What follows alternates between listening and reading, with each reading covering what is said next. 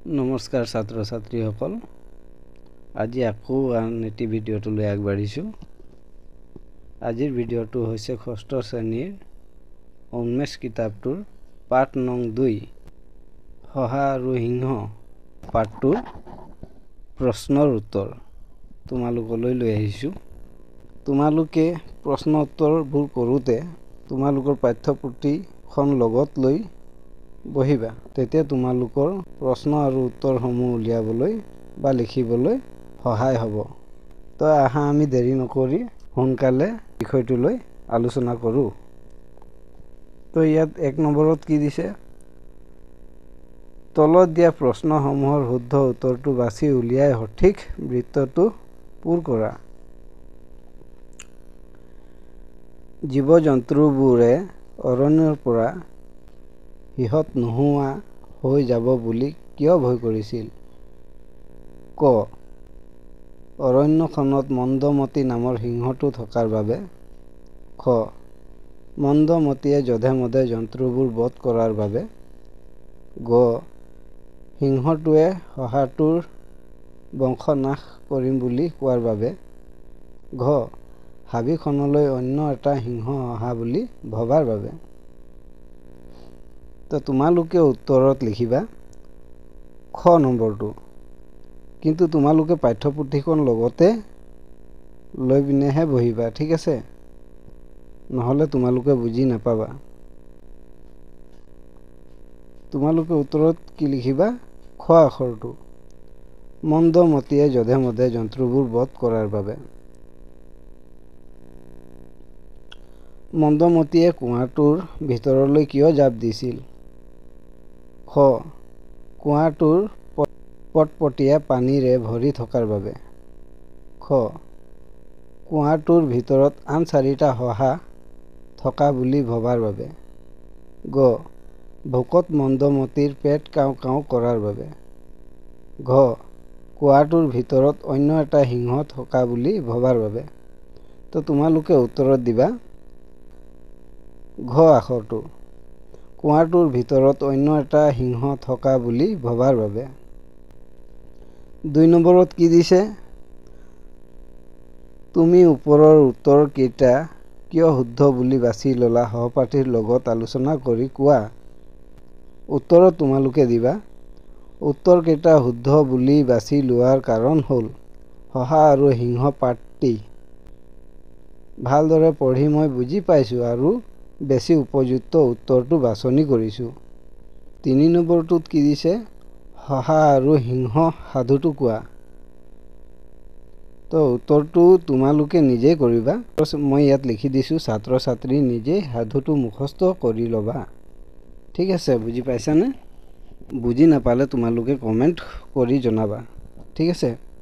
4 নম্বৰত কি দিছে? তলত দিয়া শব্দবোৰৰ অৰ্থ আঁচ টানি মিলাও আহা।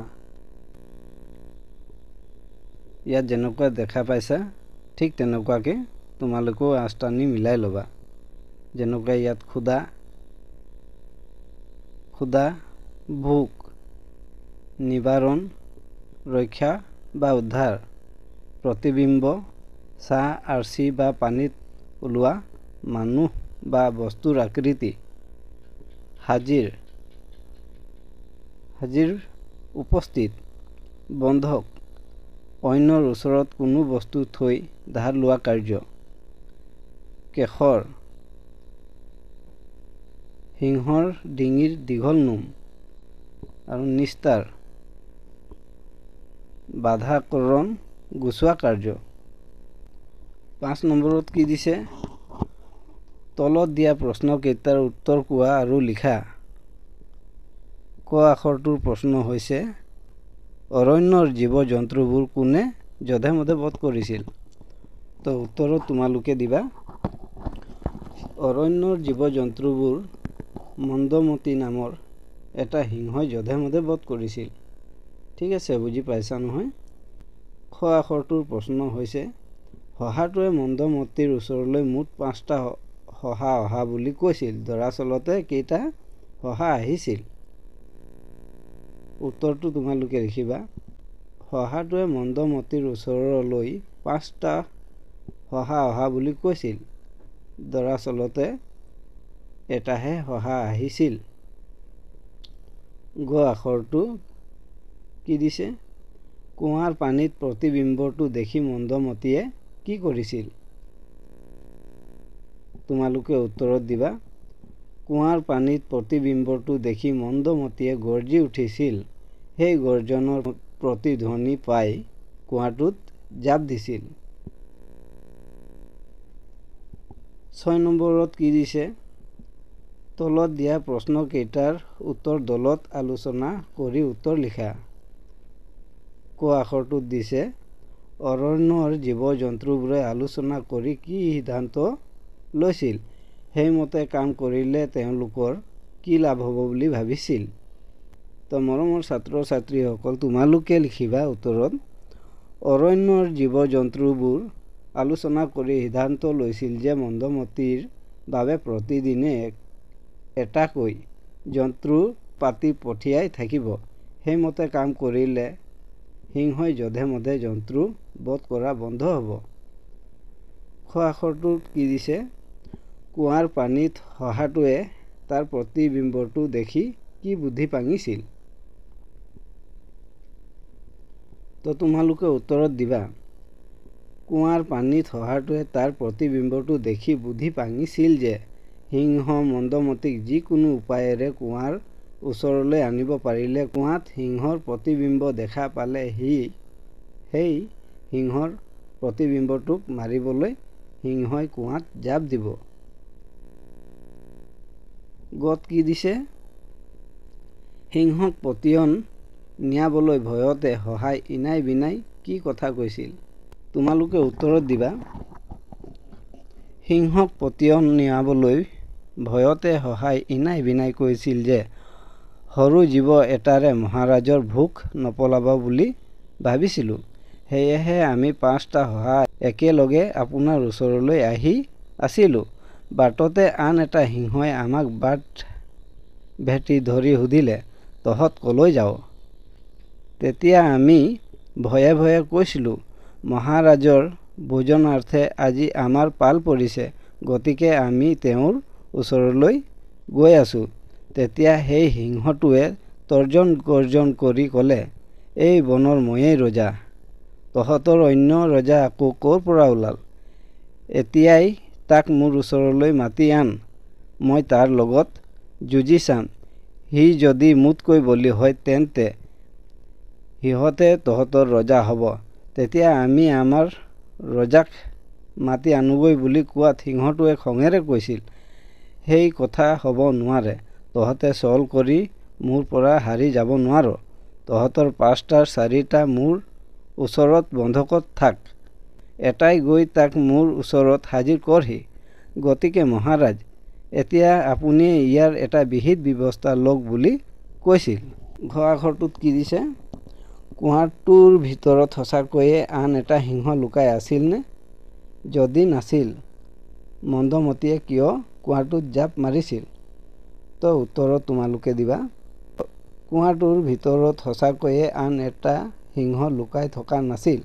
মন্দমতীয়ে কুঁৱাটোত জাপ দিছিল কাৰণ কুঁৱাত মন্দমতীয়ে জুমি চোৱাত কুঁৱাত তাৰ প্ৰতিবিম্ব দেখা পাই মন্দমতী গৰ্জি উঠিছিল। মন্দমতীৰ সেই গৰ্জন কুঁৱাৰ ভিতৰৰ পৰা প্ৰতিধ্বনি ওলাই আহিছিল আৰু লগে লগে মন্দমতীয়ে কুঁৱাৰ ভিতৰত থকা সিংহটোক ধৰো বুলি কুঁৱাটোত জাপ মাৰিছিল। 7 নম্বৰত কি দিছে? কোনে কাক কিয় কৈছিল লিখা। ক এনে কৰিলে আপুনি চিকাৰ ধৰিবলৈ একো কষ্ট কৰিব নালাগে আৰু অনায়াসে খাই বৈ থাকিব পাৰিব। তো তোমালোকে উত্তৰত লিখিবা, এই কথাষাৰ জীৱ-জন্তুবোৰে সিংহ মন্দমতীক কৈছিল যাতে যধে মধে সিংহ মন্দমতীয়ে জীৱ-জন্তুবোৰক বধ নকৰে। খ কি তাৰ ইমান সাহ? এতিয়াই মোক তাৰ ওচৰলৈ লৈ ব'ল। আজি মোৰ হাতৰ পৰা সি কোনোমতেই নিস্তাৰ নাপাব। তো তোমালোকে উত্তৰত লিখিবা, এই কথাষাৰ সিংহ মন্দমতীয়ে শহাটোক কৈছিল কাৰণ শহাটোৱে কৈছিল বাটত আন এটা সিংহ নিজক ৰজা বুলি কৈছে আৰু আমাৰ 4জন সহাক বন্ধক ৰাখিছে। তো 8 নম্বৰত কি দিছে? ভাষা অধ্যয়ন। বিপৰীত অৰ্থ বুজোৱা শব্দবোৰ পাঠৰ পৰা বিচাৰি উলিয়াই লিখা। তো তোমালোকেও পাঠ্যপুথিটো লগত লৈ বহিছা নহয়? তো এতিয়া পাঠ্যপুথিৰ পৰা বিপৰীত অৰ্থ বুজোৱা শব্দবোৰ পাঠৰ পৰা বিচাৰি উলিয়াবলৈ চেষ্টা কৰিবা। ময়ো ইয়াত দি দিছোঁ, তোমালোকে ভালদৰে চাবা। তো 8 নম্বৰ উত্তৰটো হৈছে নিৰ্বলি, বলি, সুখ, দুখ, স্থিৰ, অস্থিৰ, দূৰ, ওচৰ, বৰ্জন, গ্ৰহণ, প্ৰজা, ৰজা, অসন্মত, সন্মত, চঞ্চল, অচঞ্চল। এতিয়া আহোঁ আমি 9 নম্বৰ প্ৰশ্নটোলৈ। ইয়াত কি দিছে? বাক্য ৰচনা কৰা। ৰাজত্ব, প্ৰস্তাৱ, প্ৰতিবিম্ব, প্ৰতিধ্বনি, অনায়াসে। ৰাজত্ব, তোমালোকে উত্তৰত লিখিবা ৰাজত্ব। মন্দমতীয়ে অৰণ্যত ৰাজত্ব কৰিছিল। প্ৰস্তাৱ, তো তোমালোকে লিখিবা তেওঁ এটা ভাল প্ৰস্তাৱ দিছে। প্ৰতিবিম্ব, শহাটোৱে কুঁৱাটোত নিজৰ প্ৰতিবিম্ব দেখা পাইছিল। প্ৰতিধ্বনি,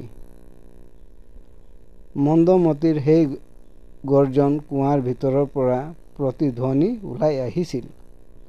অনায়াসে, আমি সকলোৱে অনায়াসে অসহায় লোকক সহায় কৰিব লাগে। ইয়াত কি দিছে? জানো আহা, তোমালোকে কিতাপটো লৈ পিনে পঢ়িবা। ক, ভোকত মোৰ পেটে কাওঁ কাওঁ শব্দ কৰিছে। ইয়াত কাওঁ কাওঁ হ'ল ভোকত পেটত সৃষ্টি হোৱা শব্দৰ অনুকৰণত কোৱা শব্দ। এনেদৰে জীৱ-জন্তু, চৰাই-চিৰিকটি, গাড়ী মটৰ আদি শব্দৰ অনুকৰণত সৃষ্টি হোৱা শব্দবোৰেই হ'ল অনুকাৰ শব্দ। যেনে কাউৰীৰ কা কা, কুকুৰৰ ভৌ ভৌ, মেঘৰ গিৰ গিৰ, ঘড়ীৰ টিক টিক আদি। এইবাৰ তোমালোকে তলৰ বাক্যটোলৈ মন কৰাচোন। শহাটোৱে ভয়তে ইনাই বিনাই ক'লে, সৰু জীৱ এটাৰে মহাৰাজৰ ভোক নপলাব বুলি ভাবিছিলোঁ।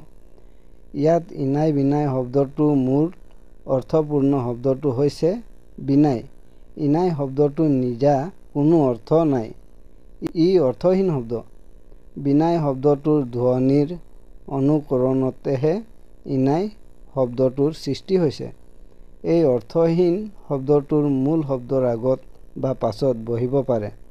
মূল শব্দৰ অৰ্থৰ জোৰ বঢ়াবলৈ তাৰ লগত কেতিয়াবা শব্দটোৰ সৈতে অৰ্থহীন শব্দ ব্যৱহাৰ হয়। এইবোৰেই অনুৰূপ শব্দ। যেনে ঘৰ, চৰ, মাছ, তাছ, ইনাই বিনাই আদি। তো এতিয়া 10 নম্বৰত কি দিছে? দলত আলোচনা কৰি ফুলপাহৰ পাহিবোৰত থকা শব্দ ব্যৱহাৰ কৰি তলৰ দফাটো সম্পূৰ্ণ কৰা। উত্তৰত তোমালোকে দিবা জুমনিহঁতৰ ঘৰৰ কাষেৰে এটি নিজৰা কুলকুল কৈ বৈ গৈছে। ফুলনিখনত ফুলবোৰ জকমককৈ ফুলি আছে। ফুলবোৰত ভোমোৰাই গুণ গুণকৈ উৰি ফুৰিছে। নিয়ৰৰ টোপালবোৰ টুপ টুপকৈ সৰিছে। ৰিব ৰিবকৈ বতাহ বলিছে। গোলাপৰ পুলিটো লহপহকৈ বাঢ়ি আহিছে।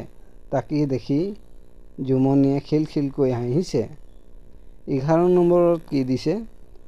দুজনীয়া দলত বিভক্ত হৈ উদাহৰণ চাই অন্তমিল থকা আন আন শব্দ গঠন কৰা। তোমালোকে উত্তৰত লিখিবা গলগলীয়া, সলসলীয়া, চলচলীয়া, মলমলীয়া, টিকটিকিয়া, টকটকীয়া, চিকচিকীয়া, মিটমিটীয়া, জকমক, চকমক, ৰিব ৰিব, টলমল, টিক টিক, টুপ টুপ, মিক মিক, গুণ গুণ। তো ইয়াত 12 নম্বৰত কি দিছে? তলত দিয়া দফাটোৰ উপযুক্ত স্থানত জ্যোতিচিত্ৰ ব্যৱহাৰ কৰা। শহাটোৰ কথাখিনি শুনাৰ লগে লগে মন্দমতীয়ে কেশৰ ফুলাই গলগলীয়া মাতেৰে ক'লে, কি তাৰ ইমান সাহ? এতিয়া মোক তাৰ ওচৰলৈ লৈ ব'ল। আজি মোৰ হাতৰ পৰা সি কোনোমতেই নিস্তাৰ নাপাব। উত্তৰ ইয়াত কি দিছে উপযুক্ত স্থানত জ্যোতিচিত্ৰ ব্যৱহাৰ কৰিবলৈ। তো আমি এতিয়া উত্তৰটোত জ্যোতিচিত্ৰটো বা চিনবোৰ আমি উপযুক্ত স্থানত ব্যৱহাৰ কৰিম। তো উত্তৰটো তোমালোকে ভালদৰে চাবা। শহাটোৰ কথা শুনি লগে লগে মন্দমতীয়ে কেশৰ ফুলাই গলগলীয়া। এই গল জেগাটোত আছে, এইটো জ্যোতিচিত্ৰ বুলি কোৱা হয়। মাতেৰে ক'লে এইটো জ্যোতিচিত্ৰ বুলি কয়। তো শহাটোৰ কথাখিনি শুনাৰ লগে লগে মন্দমতীয়ে কেশৰ ফুলাই গলগলীয়া মাতেৰে ক'লে, কি তাৰ ইমান সাহ? এতিয়াই মোক তাৰ ওচৰলৈ লৈ ব'ল। আজি মোৰ হাতৰ পৰা সি কোনোমতেই নিস্তাৰ নাপাব। ঠিক আছে, তোমালোকে জ্যোতিচিত্ৰটো বুজি পাইছা নহয় কেনেকুৱা আছে। এতিয়া 13 নম্বৰটোত কি দিছে, তোমালোকে পাঠটো জীৱ জন্তু লাহে ধীৰে আদি জুৰীয়া শব্দবোৰ পাইছা। এনেধৰণৰ শব্দ আমি দৈনন্দিন জীৱনত প্ৰায়ে ব্যৱহাৰ কৰোঁ। দলত ভাগ হৈ তালিকাত দিয়া ধৰণৰ জুৰীয়া শব্দ লিখা। তোমালোকেও দলত ভাগ হৈ এনেকুৱা জুৰীয়া শব্দ লিখিবলৈ চেষ্টা কৰিবা। যেনেকৈ উত্তৰত লিখি দিছোঁ, ইয়াত লিখা আছে জা জলপান, যধে মধে, জীৱন মৰণ বা বাতৰি, লাহে ধীৰে, তৰ্জন গৰ্জন, নদ নদী, জান জুৰি, জীৱ জন্তু, খা খবৰ, গছ গছনি, চৰাই চিৰিকটি, লাহে ধীৰে, হাঁহি ধেমালিৰে, ধুম ধাম, অলপ বেছি, উঠা বহা, ধনে ধানে। তোমালোকেও এনেকুৱা জুৰীয়া শব্দ বিচাৰি উলিয়াই আৰু লিখিবলৈ চেষ্টা কৰিবা। ঠিক আছে, ইয়াত কি দিছে জ্ঞান সম্প্ৰসাৰণ। 14 নম্বৰত কি দিছে, শহাটোৰ মনত খেলোৱা বুদ্ধিটো সঠিক আছিলনে? দলত আলোচনা কৰি নিজৰ মতামত প্ৰকাশ কৰা। তো তোমালোকেও এনেকুৱা মতামত লিখিবা। তো মই উত্তৰত দিছোঁ, হয় সঠিক আছিল, কাৰণ সিংহ মন্দমতীয়ে কুঁৱাটোত পৰি মৃত্যু নহ'লে অৰণ্যৰ সকলো জীৱ জন্তু এটা এটাকৈ খাই শেষ কৰি পেলালে হয়। তো মৰমৰ ছাত্ৰ ছাত্ৰীসকল, আজিৰ ভিডিঅ'টো ইমানতে সামৰিছোঁ। আৰু ভিডিঅ'টো যদি চাই ভাল লাগিছে বা তোমালোকৰ শিক্ষাৰ ক্ষেত্ৰত সহায় হৈছে, তেনেহ'লে এই চেনেলটো ছাবস্ক্ৰাইব কৰি ল'বা আৰু বেলৰ আইকনটো টিপা মাৰি দিবা। আৰু ফেচবুকত যদি চাই আছা, তেনেহ'লে ফেচবুক পেজটো ফ'ল' কৰি দিবা আৰু লাইক কমেণ্ট শ্বেয়াৰো কৰিবা নাপাহৰিবা। আৰু ভিডিঅ'টো চোৱাৰ বাবে তোমালোকক বহুত বহুত ধন্যবাদ।